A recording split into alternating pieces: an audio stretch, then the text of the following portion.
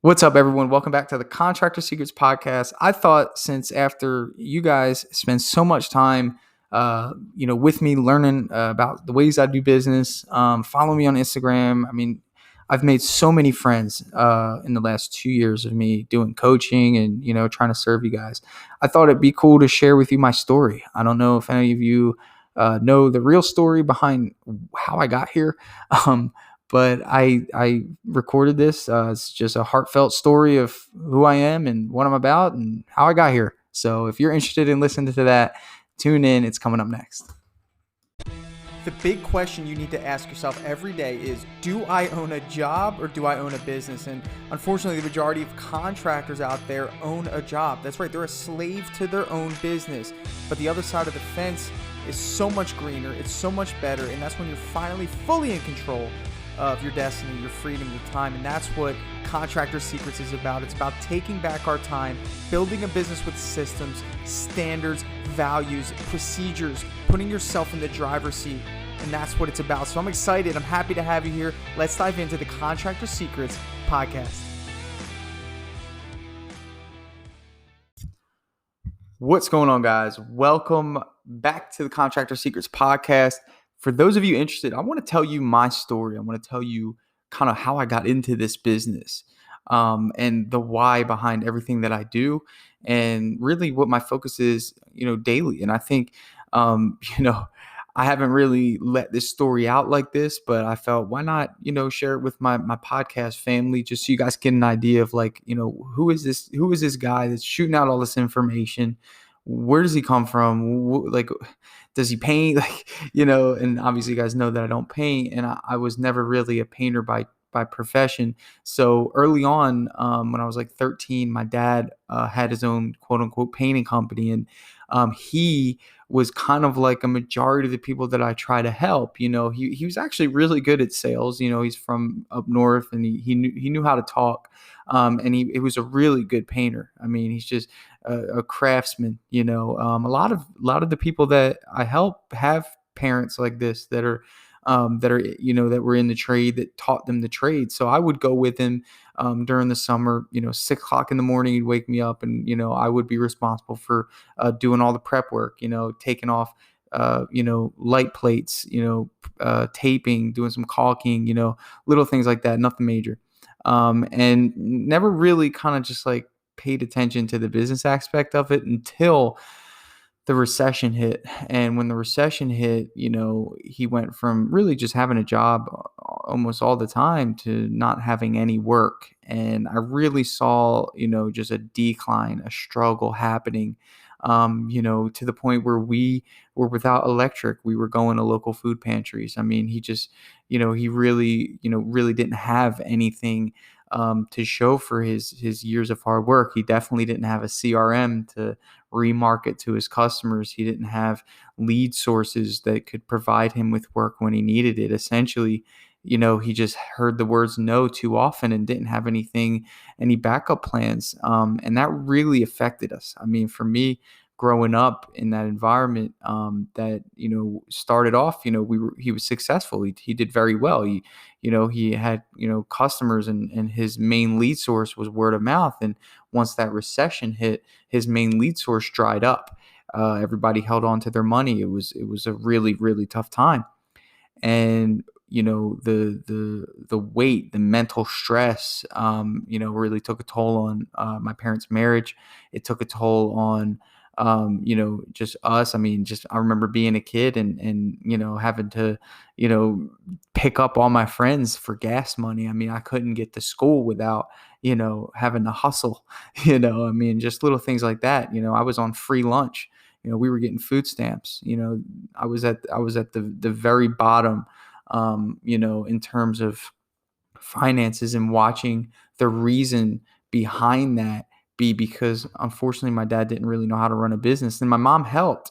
But then it got to a point where, unfortunately, they took up a drug addiction, and that really just kind of made it so much worse. And and this isn't a downer episode. I kind of just want to give you guys an idea who it is that's helping you, because I come from that place. I know what it looks like when somebody who's trying to provide for their family doesn't have the tools that they need. I mean, had he gotten help, had he reached out and found somebody to help him and guide him and teach him how to run a business and not just paint for a living, maybe all this stuff wouldn't happen.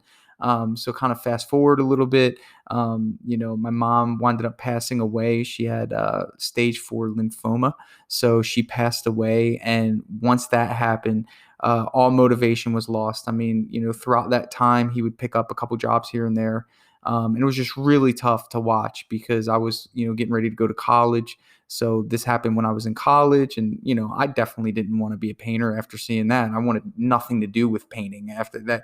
When I saw painting, it represented pain to me because I was like, well, that business sucks, and so I was in the restaurants. I got a server job. Well, first I started as a busboy making $7 an hour. And that was like, I remember getting my first paycheck of $47 and my mom taking me to Walmart to go cash it. And like, we were just so happy.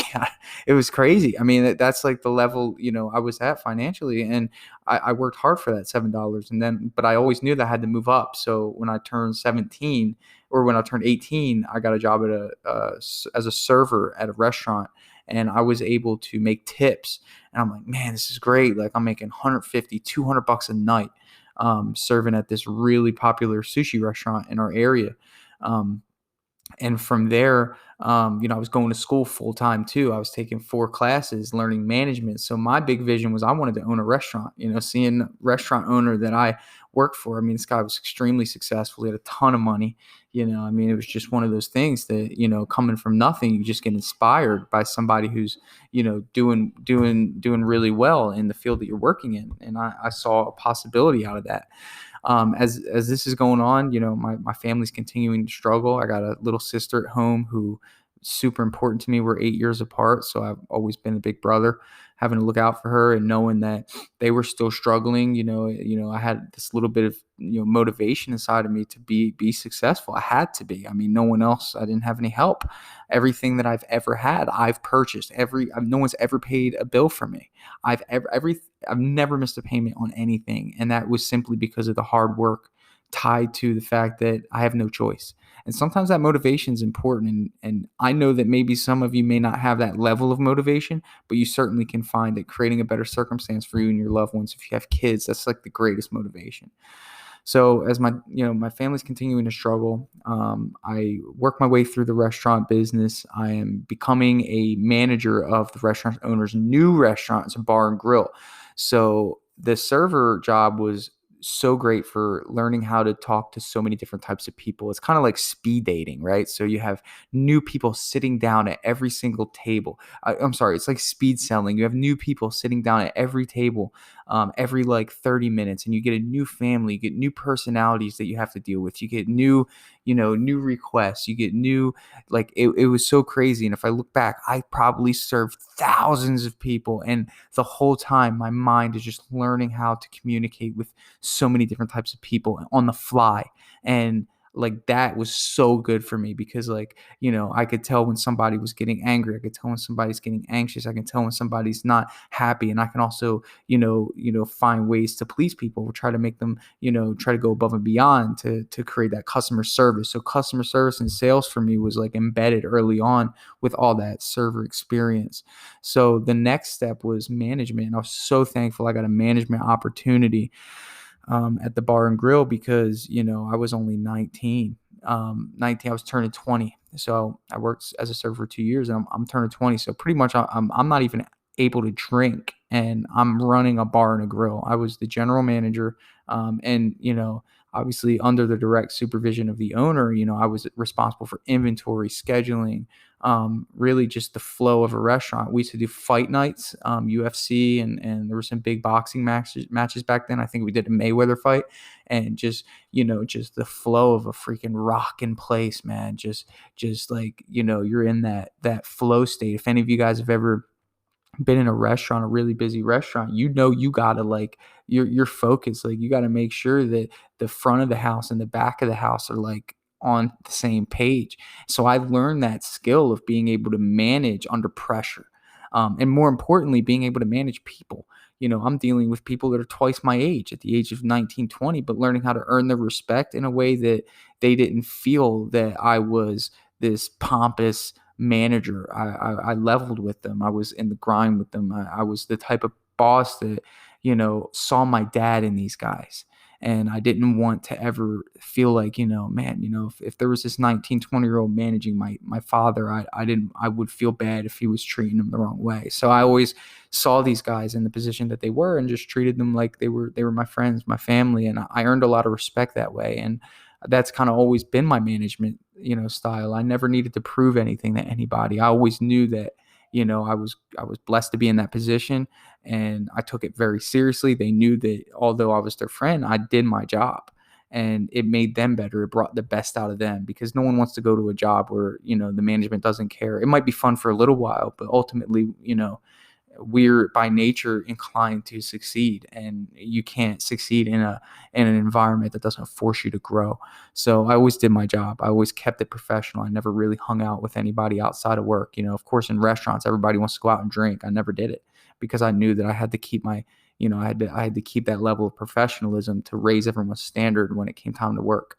And that was the first management job I got. So I went away to college. After that, I moved to a college town in Gainesville, and got another server job there. Just in the meantime, it was kind of hard retracting, but I was taking classes, and I wanted to be a sports agent, because after seeing the grind of being the manager of a restaurant, I'm like, man, this is hard, the hours and stuff. So I became a server of a restaurant there, and that restaurant wound up giving me an opportunity to be a general manager of a nightclub / restaurant.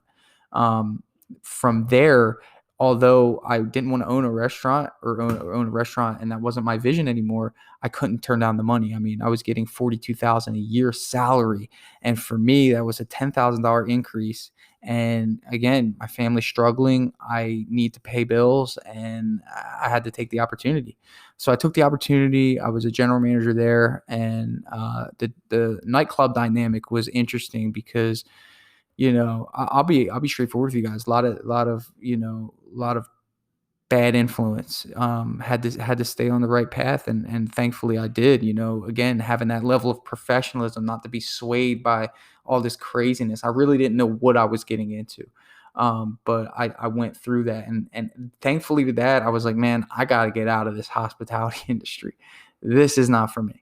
So a friend of mine got me a job at a Toyota dealership as a car salesman. I'm like, man, this is awesome. He would come into that nightclub restaurant and say, man, I'm making all this money. Like, I love selling cars. Like, hours are kind of crazy, but you're not working nights. And I was getting home at like 3 or 4 at night working at this club. And I'm like, man, I need to stop doing this. Like, this is crazy. So thankfully I got the job at the car dealership doing sales.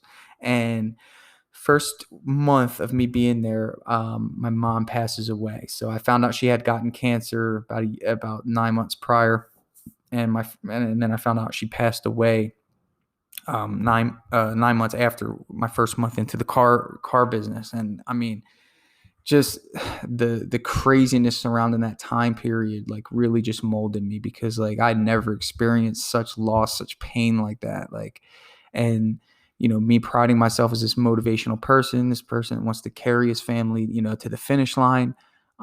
Even trying to help her get through cancer, and, going home and bringing flowers, driving home from college, and like all these things, like, you just think like, what am I doing this for? So adversity hit me. I had to keep going. I had to really keep pushing there. And thankfully, the sales aspect of that job pushed me, because it gave me a goal to hit. I never had a business that gave me a goal to hit in terms of like my personal goal. Like, we were kind of independent contractors there, in my opinion. I mean, if we didn't sell, we didn't eat. So, I just kept my eyes focused on 20 cars. I wanted to sell 20 cars. And even though we were going through such a tough time in my personal life, I couldn't let it affect me, because like I just stayed focused. So I wanted to learn the art of sales, and I would pay attention to my sales manager. I mean, this guy was phenomenal. I mean, I never seen sales like this. So I really didn't understand the dynamics of back and forth psychology. And, there'd be these times when I would have people come into the dealership, and I'd go through the walk around, the test drive. I mean, exhausting these people with just like information, knowledge, like in my mind, knowing they're going to buy. I'd sit down with them and I'd present them the price. And that was our job as a salesperson, is we'd go into the sales tower, we'd put in all the information into the system, and the manager would give us a price to give to the customer. And the price would, I would outline the price, and kind of like how I teach you guys how to present the price in person, that's where I got it from. And essentially, I would do what I was trained to do, and you could just tell they weren't going to buy. And I'm like, man, I just worked with you for 3 hours. Like, oh, okay, well, we're going to think about it and this, that. And one of our rules was, before somebody leaves, we had to go get the manager to come talk to them. And everybody wanted this one manager. His name was Ryan. And when he was free, I would purposely like stall to make sure that I didn't get any of the other managers. I wanted Ryan to come do my deal because I knew that he would be able to close it. And when this guy came, this guy was like 6'4". I mean, just a freaking presence. And he would sit down, and the word that I would describe for Ryan in terms of his sellability was articulate. I mean, this guy could articulate. I mean, it was just the way he danced around words and objections. I mean, that's what I learned from him, is handling objections. He hung in there, and he literally identified what the barrier was that was stopping people from saying yes. And he would take that barrier and he would like diminish it. So then he would like ask it again, and be, yeah, well, we already overcame that barrier. So what's the next barrier? I mean, just the way that he did it was crazy. And I got so much out of that. I mean, it was awesome. So thankfully, I learned the art of sales, and that's what like my passion became. Like, so thankfully I had this opportunity to work at a restaurant, and I learned customer service and sellability, not sales, sellability. Okay. Learned management, had 2 jobs there, and now I really learned the art of negotiation on the 3rd job, and sales, as working at a car dealership. So in the meantime, my family's still struggling back home, and it's just hard on me. I'm like 21 at this time, and I'm just trudging along. I mean, I it was crazy. So I worked at the car dealership for about 9 months. Got a ton of experience. I was one of the sales leaders there. I wasn't the best, because I really didn't have a repeat business. So, I was kind of just, getting new people every month. So I worked there for about 9 months, and I was getting burnt out. I mean, there was months where, you'd go 16 days and sell 3 cars. And those whole 16 days, I mean, you're just working there for 9 to 10 hours.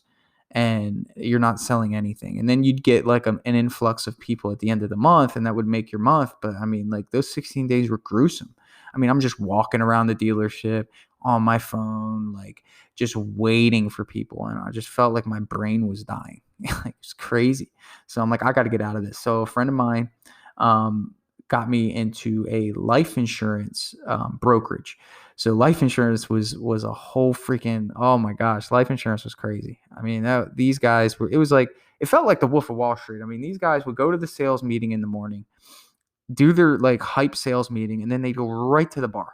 And they were training me. They're like, all right, yeah, you go with him, you go, go with Joe or whatever, and he's gonna take you with him for the day. I'm like, great, man, I'm so excited. He's like, all right, yeah, so our first stop is at Wing House. I'm like, what? This is what you guys do? Like, and me coming out of a car dealership working for 14 days doing nothing, bored. I'm like, man, this is work. Like, this is cool, like, as a young idiot.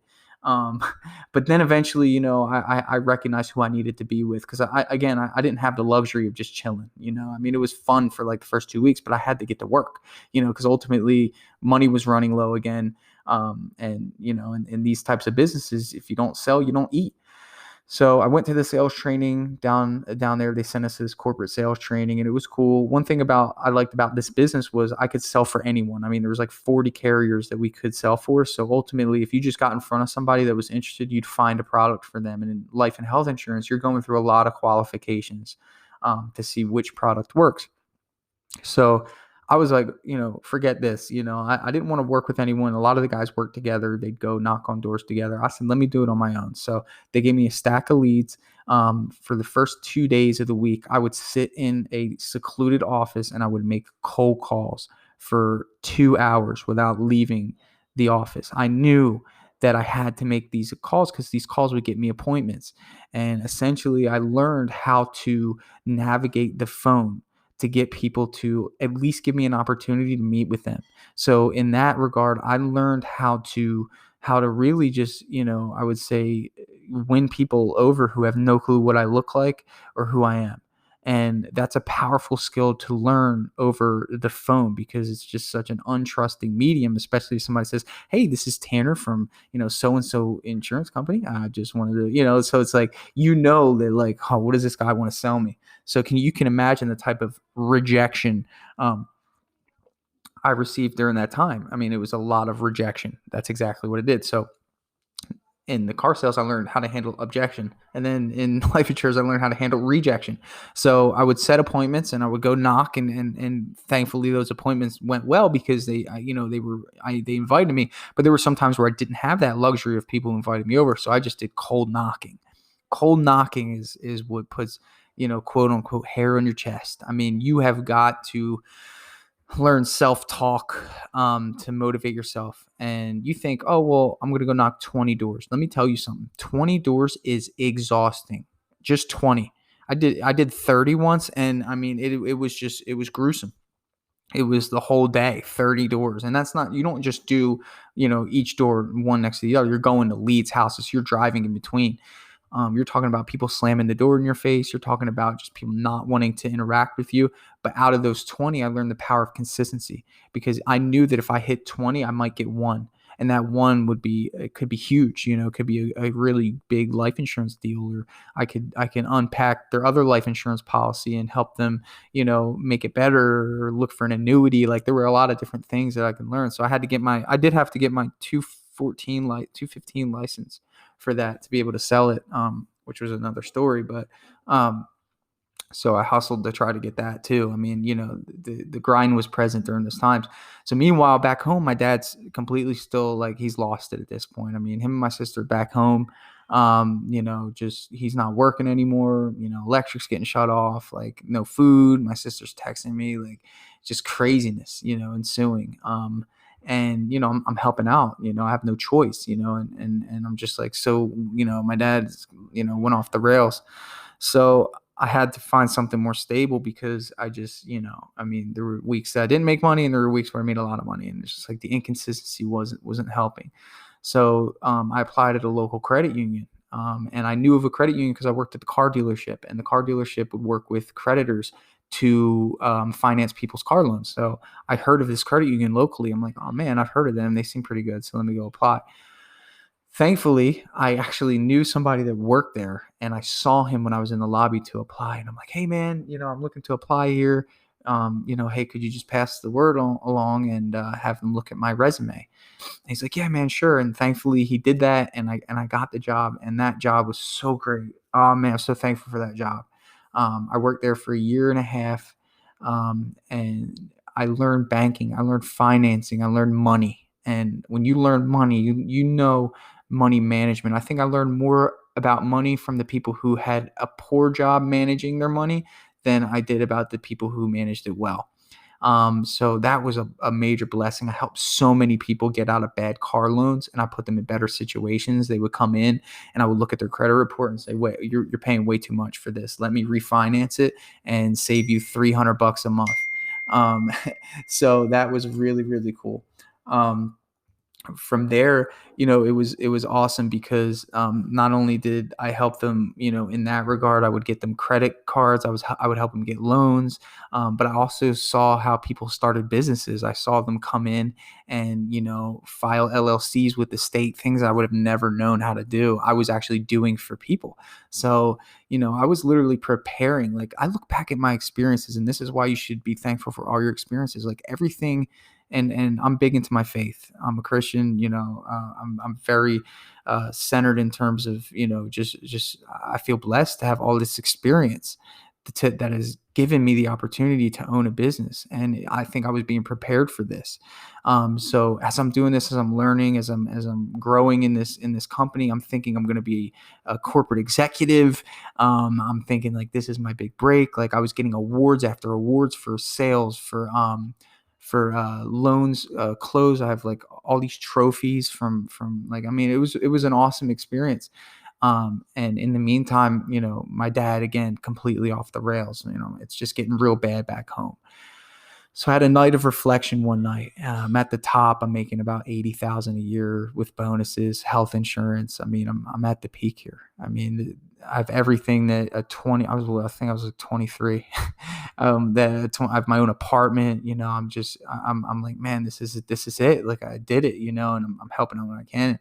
I just had this moment of reflection. I'm like, I gotta go home. And my dad and my sister lived in this small town. I mean, like just a dead zone, nothing there, you know.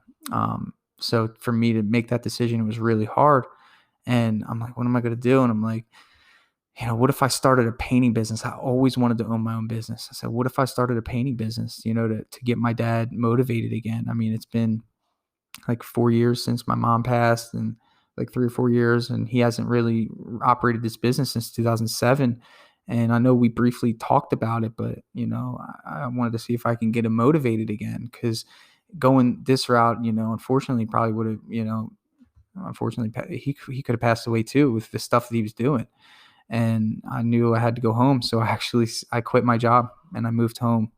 um, as crazy as that sounds, I just had to have this level of belief. I saved up some money, and I was like, you know what, I'm going to go all in. I didn't even know how to paint ever since. I mean, the last time I actually painted was when I was 13. I did some Googling, and I will shout out Eric Barstow on that. I mean, I learned a lot through his course, the Painting Business Pro course, um, thankful to that. It gave me kind of the confidence to move forward there. And, and I was like, we can do this. I just watched some of his videos, and I was like, we can do this, and as I went home, I thought that he would be a lot more involved in the business than he was. Unfortunately, that was not the case. His mental state in terms of his addiction and the things he was dealing with was far greater than what I had known from living far away. And for the first 2 or 3 months, I mean, I was let down. I mean, there were times where, you know, long story short, there were times where I was put in some unfortunate circumstances for someone just wanting to start a business.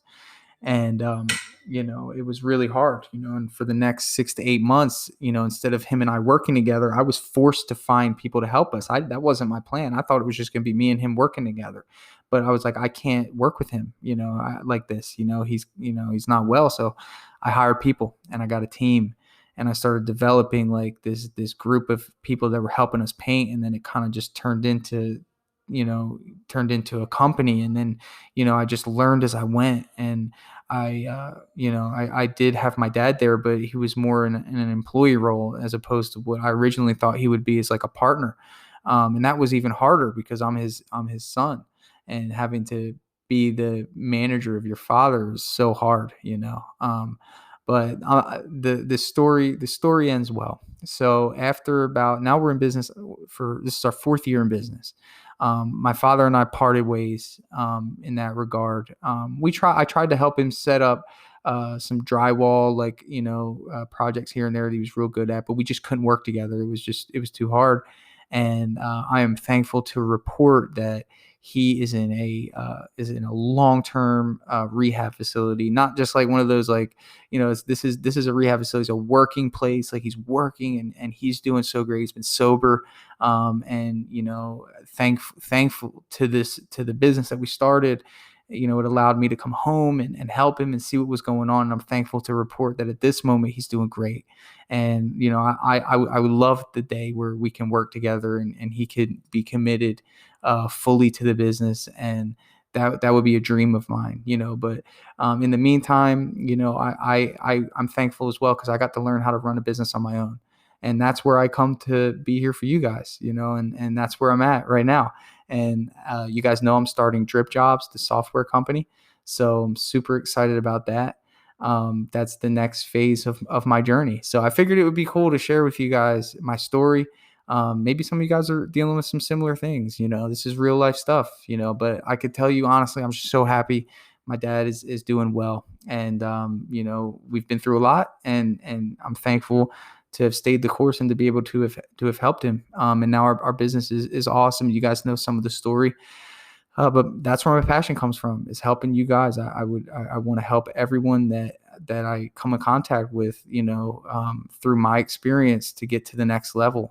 Because this business changed my life, and I know it can change yours too if you do it right, and you have a system in place and all the things that I help get you guys through.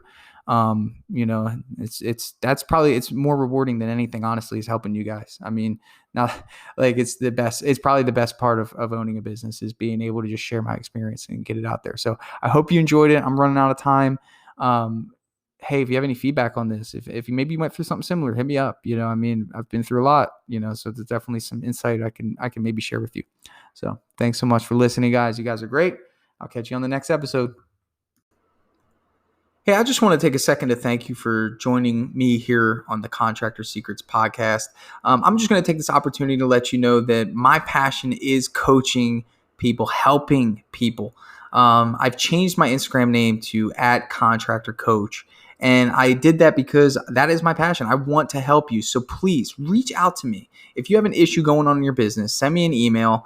Find me on Instagram, message me, and let's do a breakthrough session. I want to work through your problems in your business to help you get to that next level. And one thing that I always say is this, the difference between those that get over the humps and the hurdles in business is just a change in perspective. And that's what I plan to offer you. So get with me, message me, allow me to help you take your business to the next level.